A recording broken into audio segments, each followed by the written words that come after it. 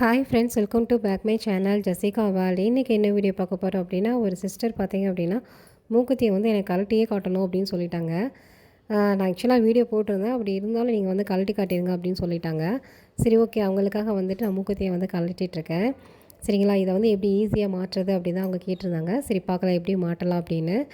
நீங்கள் ஃபஸ்ட்டு வந்து திருகாணி அந்த மேலே இருக்கிறத மட்டும் நீங்கள் கழட்டிட்டீங்க அப்படின்னா, திருகாணியை வந்துட்டு ஃபஸ்ட்டு நீங்கள் உள்ளே வந்து இன்சர்ட் பண்ணி அந்த ஓட்டையில் வந்து நீங்கள் வந்து இது பண்ணிக்கோங்க அந்த ஹோலில். அதுக்கப்புறம் பார்த்தீங்கன்னா மேலே இருக்குது பார்த்தீங்களா, அதை கரெக்டாக மட்டும் நீங்கள் வச்சு வந்து மாட்டி விடுங்க. ஒரு நிமிஷம் தான் ஆகும் கரெக்டாக அந்த ஓட்டையில் வந்து செட் பண்ணுறதுக்குமேவும். அவ்வளோதாங்க. அதுக்கப்புறம் பார்த்தீங்கன்னா மேலே இருக்குது பார்த்தீங்களா, அதை வச்சு நீங்கள் அப்படியே வந்து சுற்றிக்கிட்டே இருந்தீங்க அப்படின்னா அது வந்து கரெக்டாக வந்து அந்த பாட்டம் வந்து மாட்டிடலாம். இவ்வளோதாங்க. மூக்குத்தி வந்து கழட்டி மாட்டுறது ரொம்ப சிம்பிள் தான்.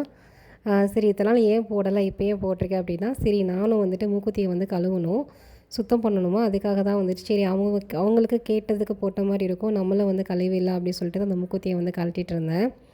நம்ம வைர மூக்குத்தி போடுறது வந்து பெருசே இல்லைங்க, அது அப்பப்போ சுத்தம் பண்ணணும். சுத்தம் பண்ணுறது தான் வந்துட்டு அதில் இம்பார்ட்டன்ஸ் செய்வோம்.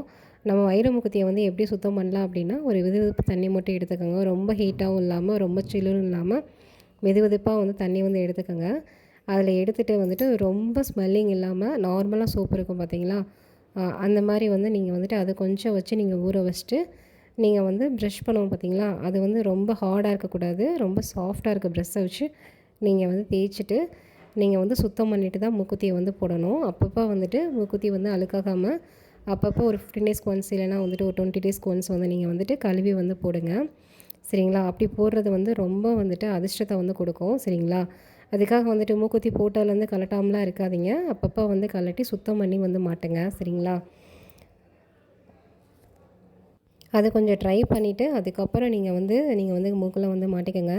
சப்போஸ் வந்து உங்கள் மூக்கில் ஏதாவது தொந்தரவு இருக்குது அந்த டைமண்ட் போட்டதுலேருந்து அப்படின்னா நீங்கள் டாக்டரை வந்து கன்சல்ட் பண்ணிக்கோங்க.